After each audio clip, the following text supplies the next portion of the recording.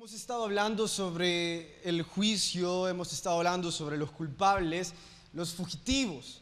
Es la serie de los fugitivos, entonces yo quiero contarles algo. Yo he estado hablando sobre personas que se han sentido culpables de pecados que ya han sido perdonados. He estado hablando de personas que han llegado a sentirse como fugitivos, no solo de la ley, sino también de Dios, lo cual es muy bobo porque Dios nos ha hecho libres.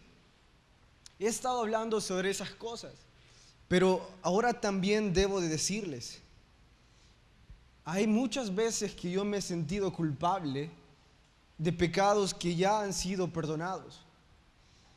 Y muchas veces también me he sentido como fugitivo.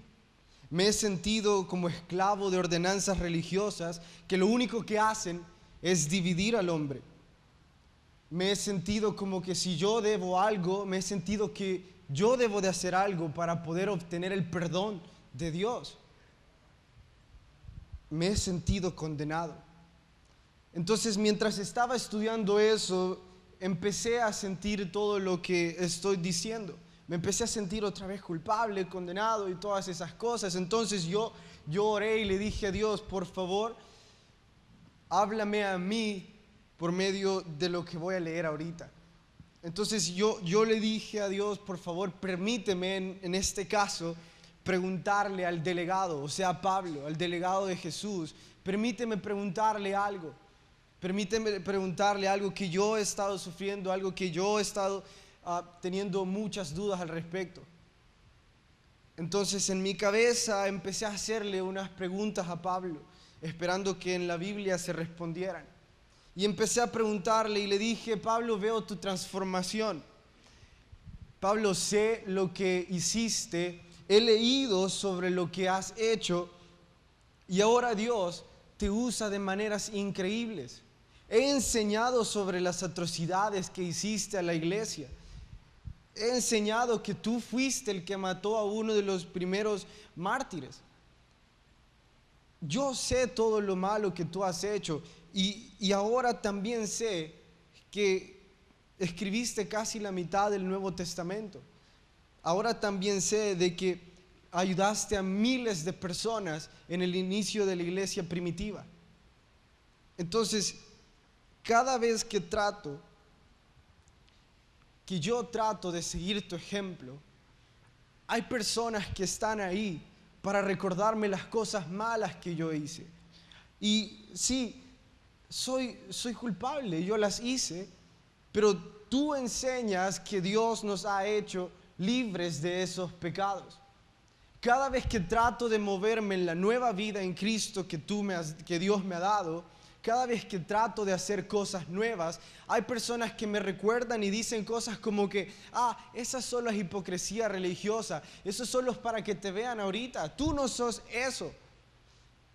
Y también hay personas que son como tentación, que mientras yo estoy haciendo todo lo posible para no equivocarme, ellos vienen y hacen todo para que yo me equivoque. Algunas veces son tentación para que yo actúe de una manera errónea, para que yo sea impulsivo, para que yo sea enojado, otras veces simplemente para hacerme caer. Entonces, Pablo, tú estuviste por lo mismo.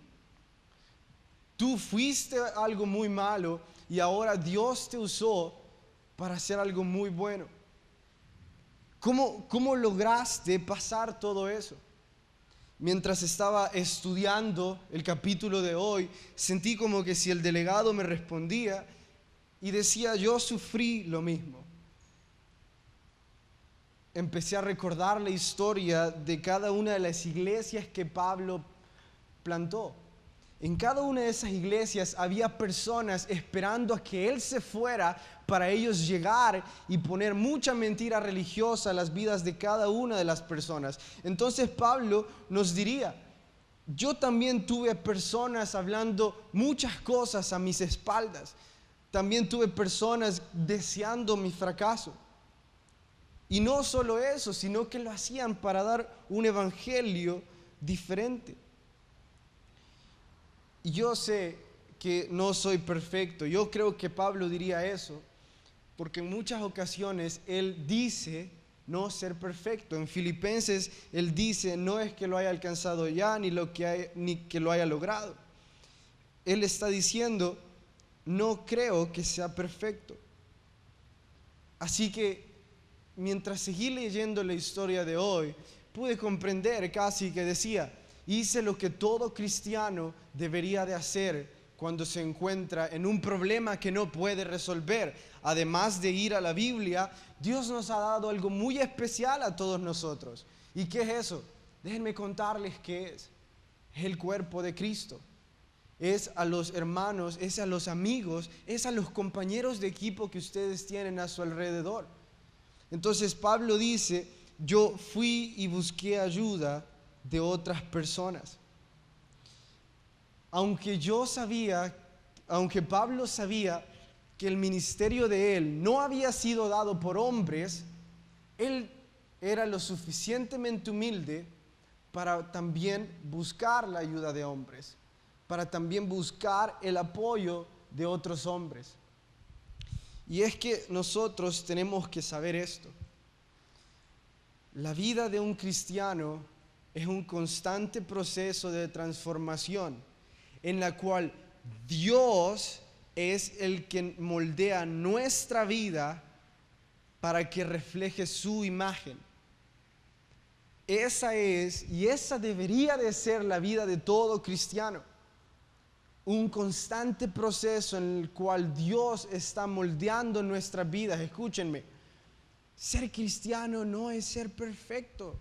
Que ustedes empiecen a creer en Dios, que yo empiece a creer en Dios, no significa que vamos a ser perfectos, significa que estamos en un proceso en el cual Dios nos va a cambiar. Ustedes y yo podemos hacer muy poco solos, entonces Dios es el que va a hacer eso en nosotros una vez que se lo permitamos. El contraste de eso, la vida de un religioso es un constante proceso de hacer su imagen más grande delante de los hombres. El religioso dice, no, yo ya no tengo nada que cambiar, yo lo hago todo bien y mi palabra es mejor que la palabra de cualquier otra persona. Entonces yo no tengo razón por la cual ir y pedir ayuda o preguntar algo. Pablo nos deja sus puntos en claros y también nos recuerda no escucharles a esas personas, porque a ellos les encanta hablar sobre todo su conocimiento bíblico, les encanta decir todos los títulos que tienen, les encanta decir todas las obras religiosas que hacen. Pero nosotros debemos de enfocarnos en una tan sola cosa, y es en tener el respaldo de Dios. Porque cuando nosotros tenemos el respaldo de Dios en nuestras vidas, Dios va a mandar a personas que van a ser respaldo en nuestras vidas y van a ser como un gran apoyo. Van a ser capaces de no solo ser los que ponen su hombro cuando nosotros necesitamos a alguien con quien desahogarnos, sino que también van a ayudarnos a nuestra edificación, que es lo que vamos a estudiar hoy. Así que vayan conmigo hacia la carta de Gálatas, capítulo 2. Gálatas, capítulo 2. Zapato, tengo mucho zapato aquí. Gálatas, capítulo 2. Una vez estén ahí, vayan al verso 1 y nos ponemos de pie juntos para más reverencia a la Biblia. Los que no andan Biblia, aquí está atrás de mí. Amén. Carta de Gálatas, capítulo 2, verso 1. Después, pasados 14 años, subí otra vez a Jerusalén con Bernabé, llevando también conmigo a Tito. Pero subí según una revelación y para no correr o haber corrido en vano, expuse en privado a los que tenían cierta reputación el evangelio que predico entre los gentiles. mas ni aun Tito, que estaba conmigo, con todo y ser griego, fue obligado a circuncidarse. Y esto a pesar de falsos hermanos introducidos a escondidas que estaban para espiar nuestra libertad que tenemos en Cristo Jesús para reducirnos a la esclavitud. Oren conmigo. Señor, gracias por tu palabra y Señor, gracias porque tú nos has hecho libres. Por favor, ayúdanos a vivir en esa libertad y ayúdanos a nosotros tener humildad. En tu nombre, amén. Pueden tomar su asiento.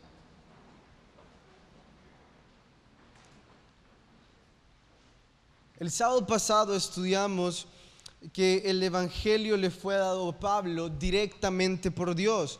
Por eso es que él escribe en Gálatas 1:10 que él no complace a los hombres porque Dios habló directamente con él. Entonces, aunque él quisiera decirle a los hombres, miren, así es mi testimonio, no es así porque Dios habló directamente con él. Y escúchenme, hay que tener mucho cuidado con nosotros hablar de esa manera. A veces nosotros hemos cometido el error de decir, Dios me dijo, o Dios me ha dicho, o yo creo que Dios quiere, y a veces quizás está bien, pero nosotros tenemos que hablar de una manera humilde. Les voy a explicar esto. Algunas personas podemos decir, Dios me dijo que te dijera que mañana te vas a ir a la cárcel. Imagínense si yo le digo eso a una persona. Esa pobre persona va a pasar preocupada toda la tarde, quizás todo el día, y quizás el siguiente día no va a salir. Porque yo estoy usando el nombre de Dios de una manera que no es correcta. Pero, ¿cuál es la manera correcta entonces? Bueno, la manera correcta de hablar es decir, yo creo que Dios me ha dicho, quizás Dios quiere decir esto, porque nosotros nunca estaremos ciertamente seguros de la voluntad de Dios hasta que se haya confirmado delante de nosotros.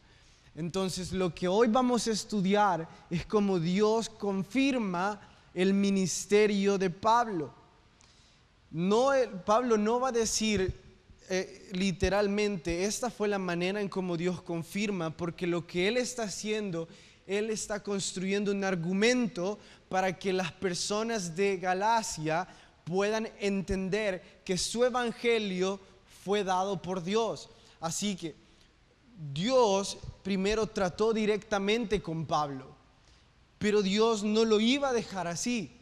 Lo que hace luego Dios es que le muestra su respaldo por medio de los hombres.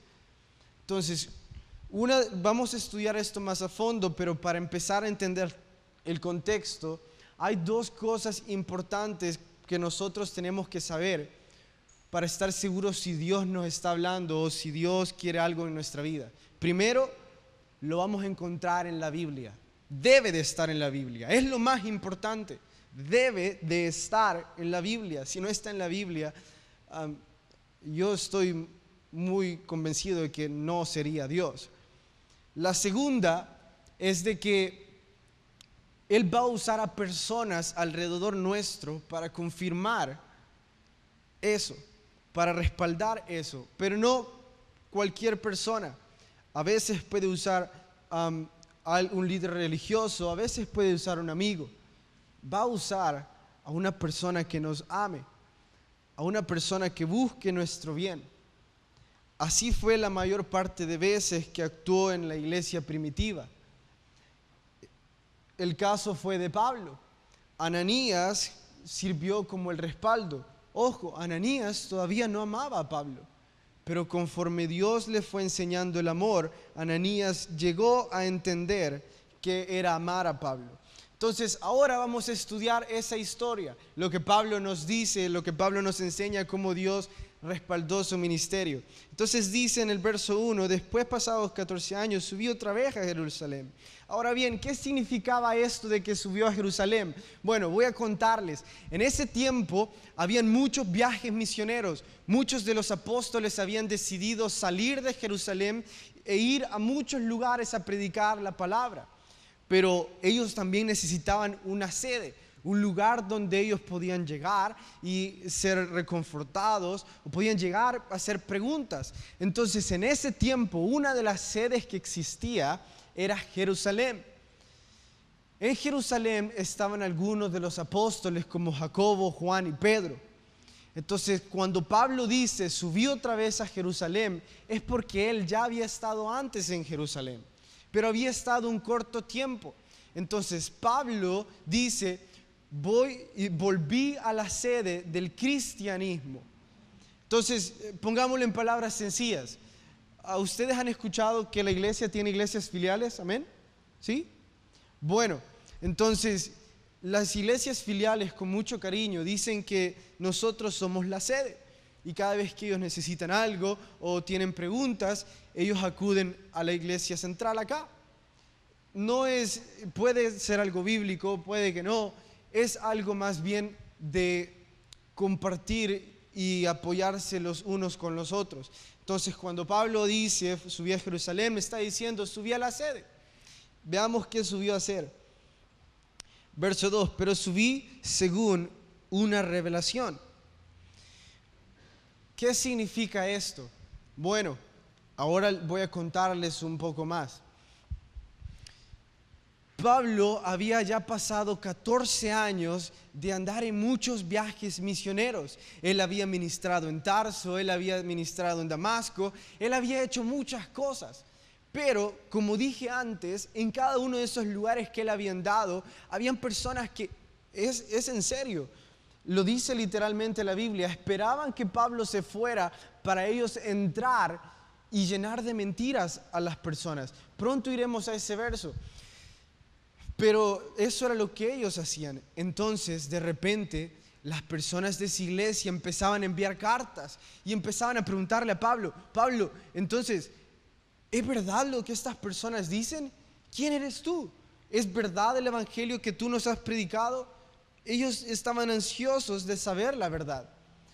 Entonces, Pablo se ve obligado a regresar a la sede del cristianismo por una revelación que le decía que para evitar los problemas, para evitar las dudas y ayudarles a las iglesias, él debía de ir y confirmar el respaldo de Dios por medio del respaldo de los hombres.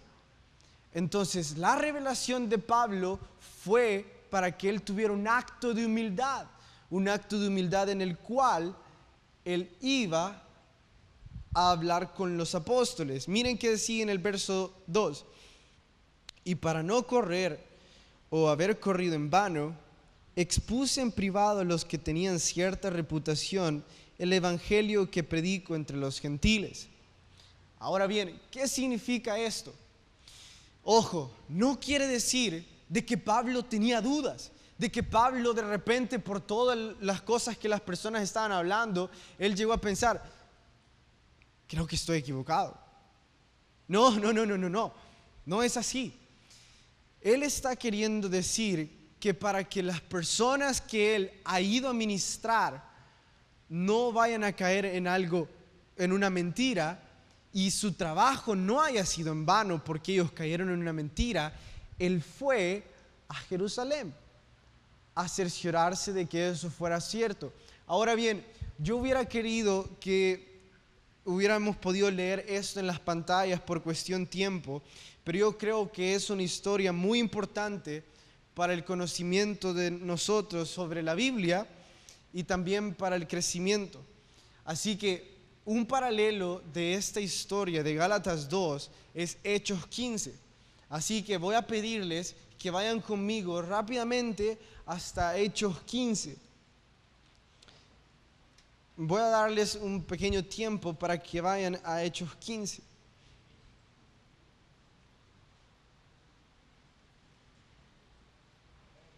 Amén. Bueno, Hechos 15, vamos desde el verso 1. Entonces, algunos que venían de Judea enseñaban a los hermanos. Escuchen lo que enseñaban. Si no circuncidáis conforme el rito de Moisés, no podéis ser salvos. Después de que Pablo se iba de las iglesias, esta era una de las frases más sonadas de los judaizantes, de los judíos que querían hablar mentiras. Verso 2. Como Pablo y Bernabé tuviesen una discusión y contienda no pequeña con ellas, se dispuso que subiesen Pablo y Bernabé a Jerusalén y algunos otros de ellos a los apóstoles y a los ancianos para tratar la cuestión. Escúchenme, era tan grande la discusión que estos judaizantes habían creado que incluso los que estaban en Judea querían que Pablo y Bernabé llegasen. Ahora bien, habían pasado 14 años. No es un corto periodo de tiempo, son 14 años desde la última vez que Pablo y Bernabé estuvieron en Jerusalén. ¿Por qué 14 años después ellos deciden ir? No lo puedo decir y no creo que lo podamos saber, pero fue en el tiempo de Dios. Ellos querían aclarar lo que estaba sucediendo. Ellos querían saber por qué estas personas estaban hablando esto. Entonces, en esta reunión se reunieron Jacobo, Juan y Pedro para escuchar lo que estaba sucediendo. Ahora leamos lo que pasa en esta reunión. Verso 3, Hechos 15:3.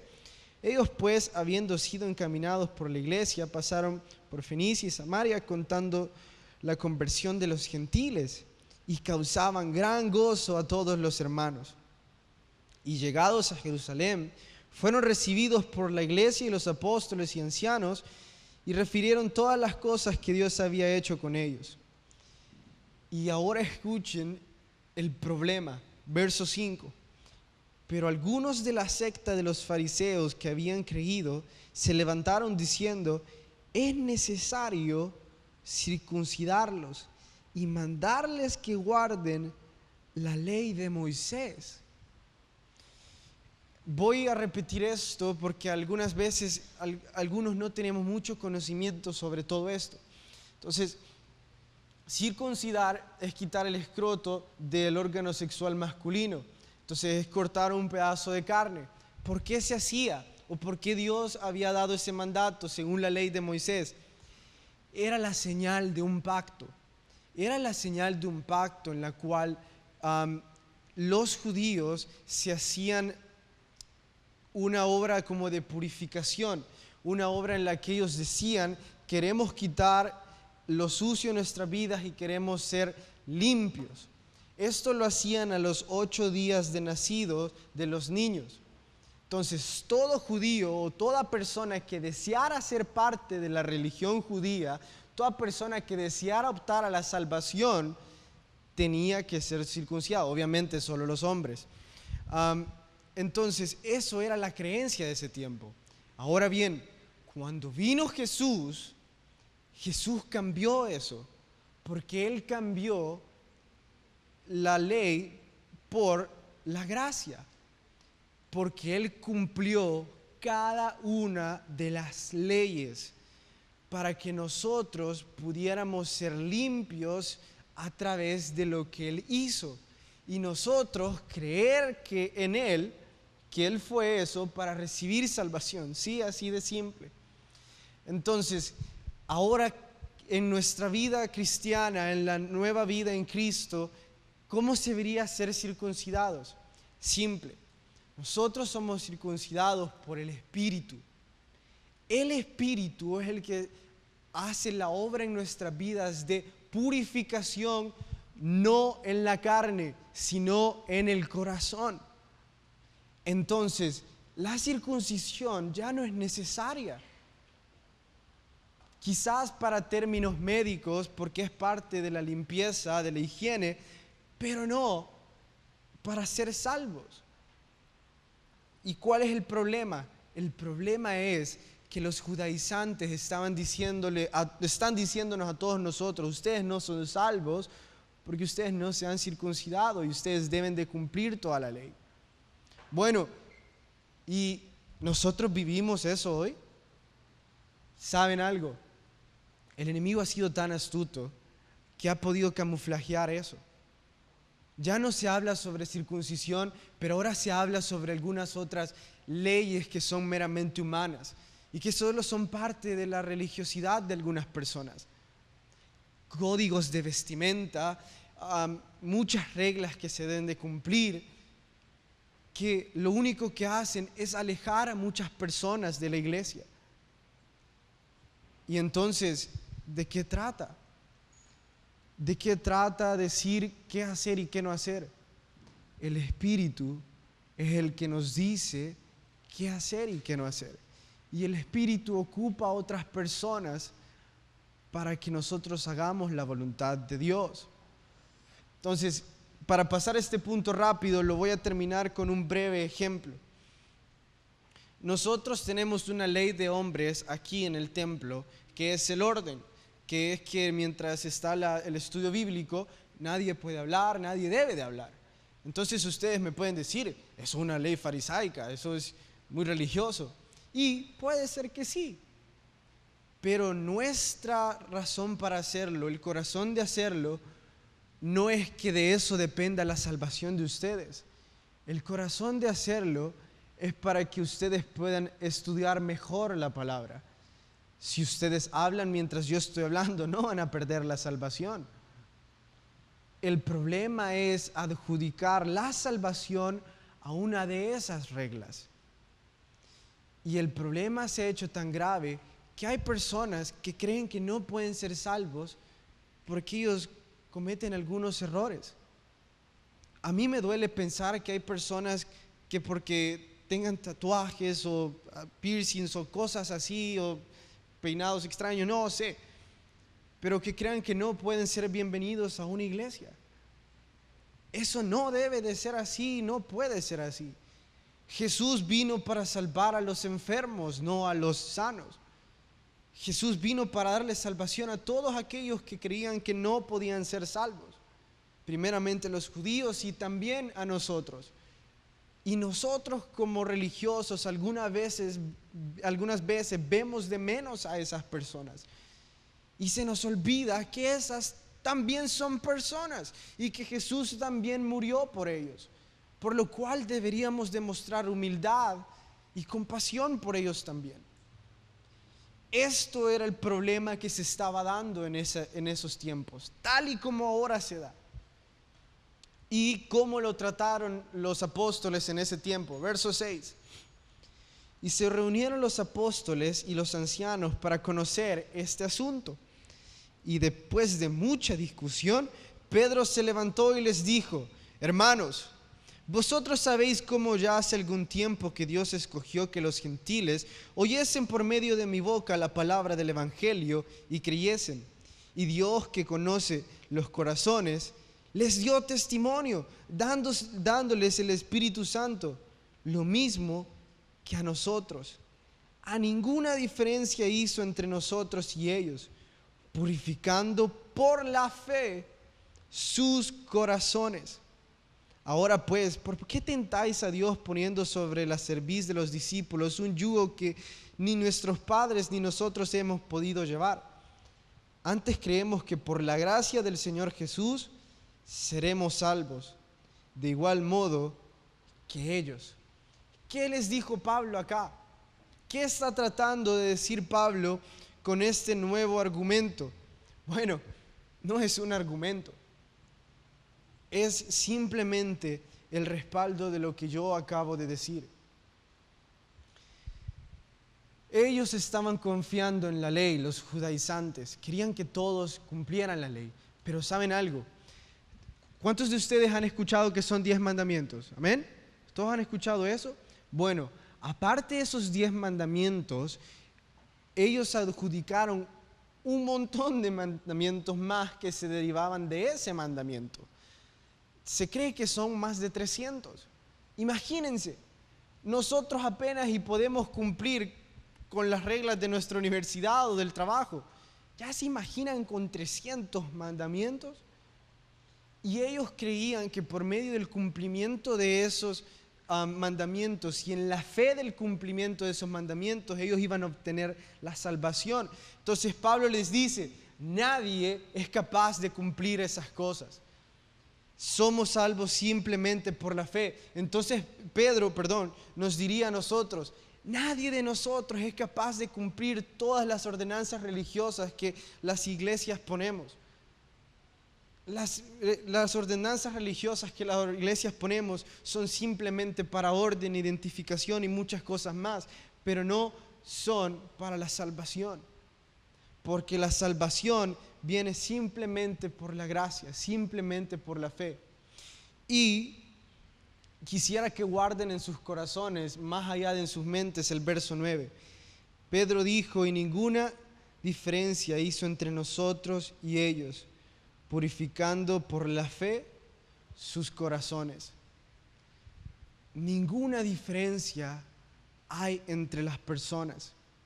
Pronto vamos a estudiar esto más a fondo, pero por ahora quería hacer énfasis en ese verso.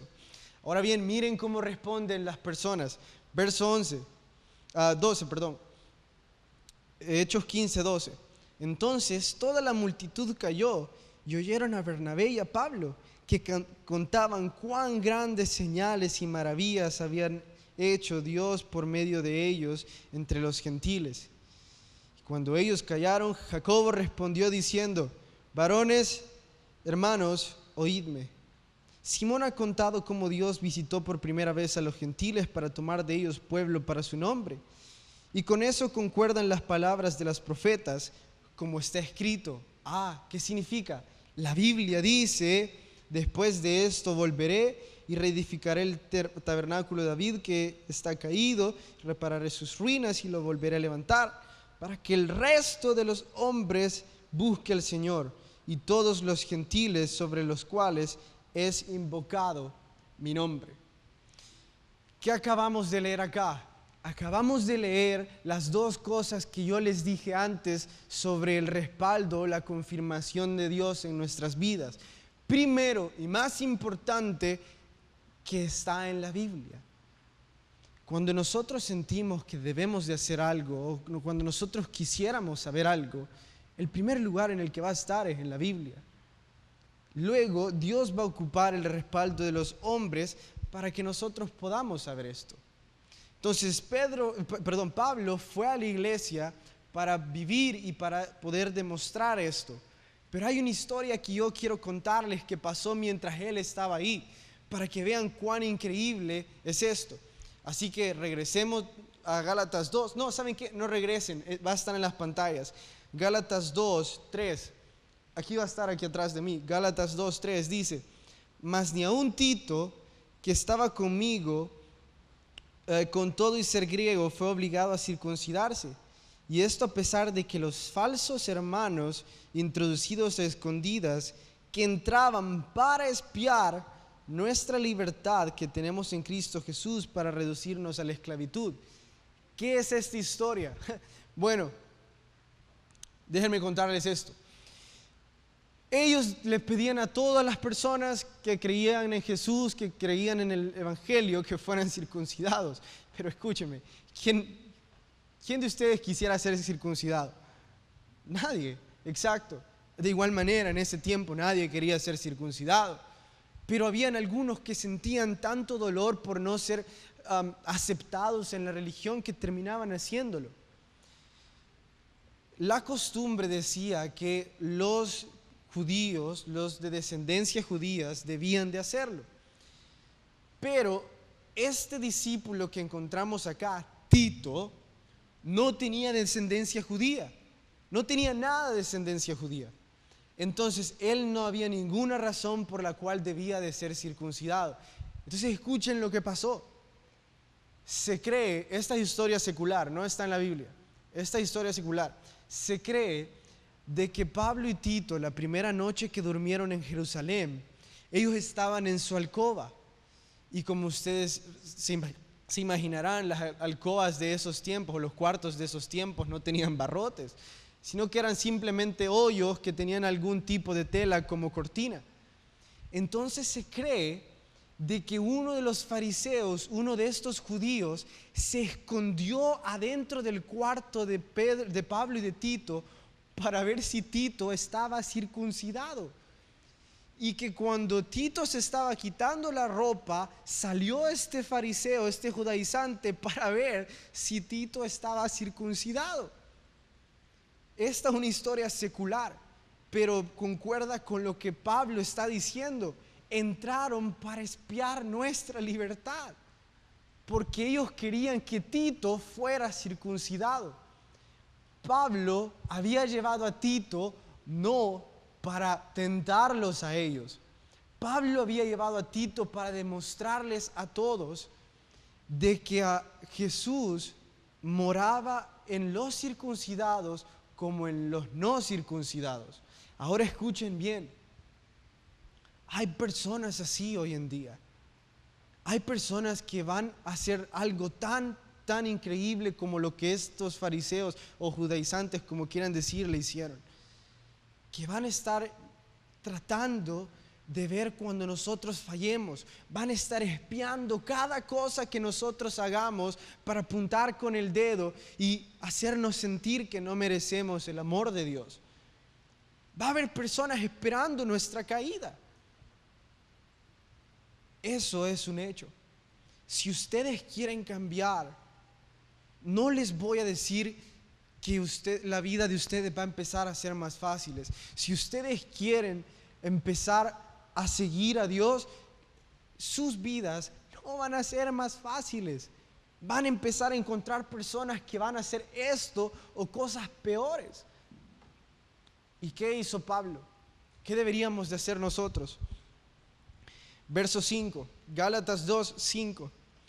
A los cuales ni por un momento accedimos a someternos, para que la verdad del Evangelio permaneciese con vosotros. Pero de hasta aquí, dice que de ninguna manera ellos se iban a someter a esas personas que querían condenarles. De ninguna manera iban a dejar que todas las mentiras, todos sus tratos de condenarlos funcionaran. Ellos no iban a dejar, porque Pablo tenía el respaldo de Dios. Y cuando nosotros tenemos el respaldo de Dios, también tendremos el respaldo de hombres fieles que nos apoyarán a nosotros, que serán como muy buenos amigos, que reconfortarán nuestro espíritu. Ahora bien, Dios muchas veces nos enseña algo muy importante, y esto es la sumisión. No porque hay personas más importantes o porque los líderes son algo y nosotros no. Pronto vamos a ver por qué. Verso 6. Pero de los que tenían reputación de ser algo, los que hayan sido en otro tiempo, nada me importa. Dios no hace excepción de personas. A mí, pues, los de reputación nada nuevo me comunicaron. Antes, por el contrario, como vieron que me había sido encomendado el evangelio de circuncisión, como a Pedro el de la circuncisión, pues el que actuó en Pedro para el apostolado de la circuncisión, actuó conmigo también para los gentiles.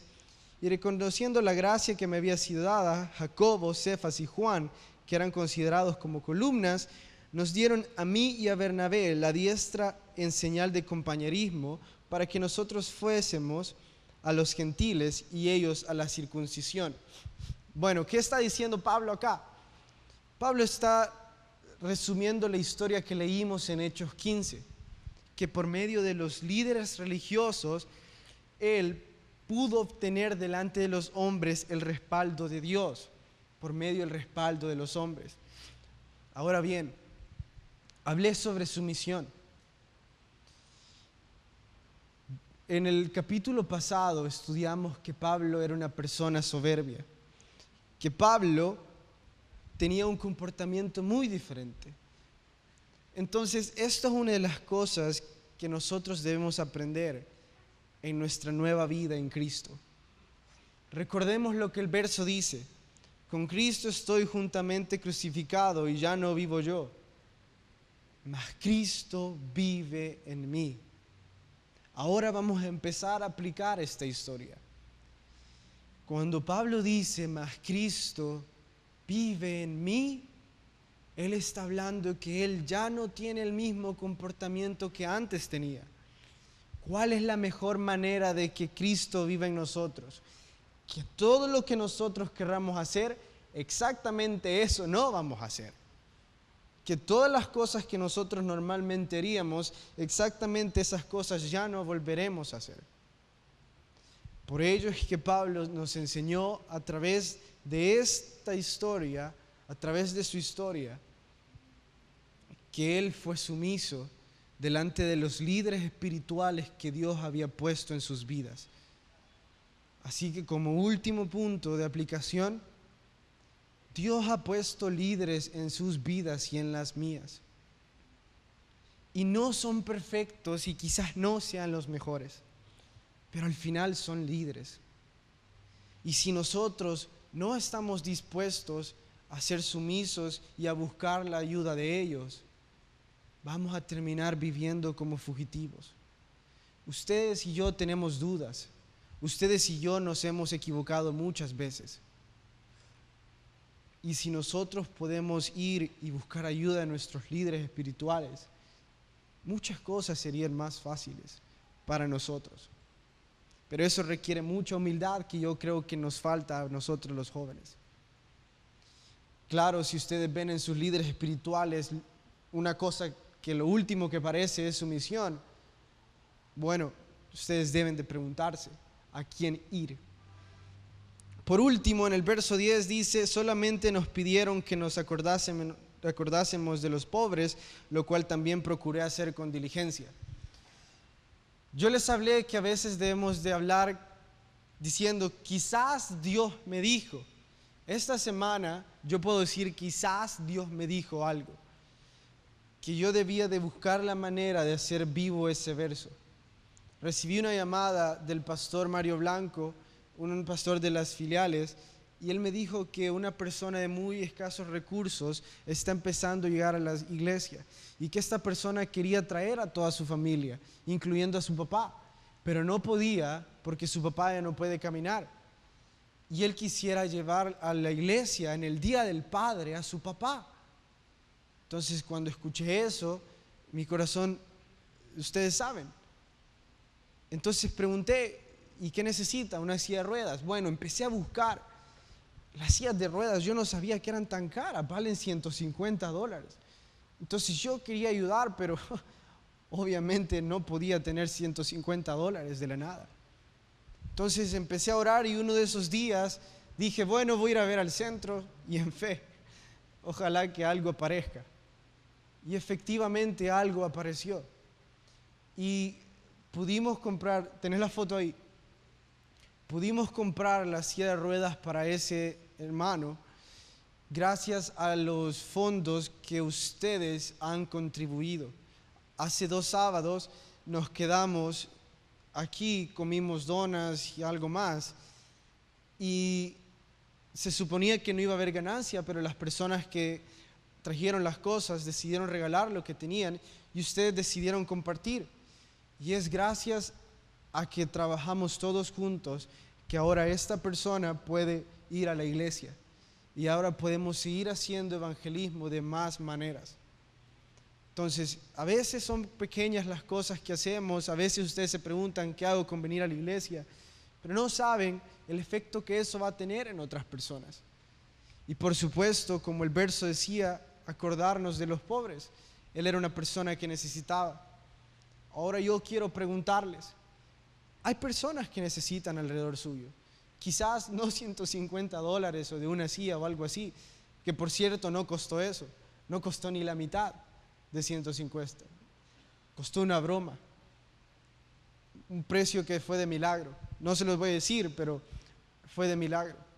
Quizás no eso, sino que son pobres espiritualmente hablando, necesitan escuchar sobre perdón, necesitan escuchar sobre amor. ¿Qué estamos haciendo nosotros para hacer a otros libres de eso?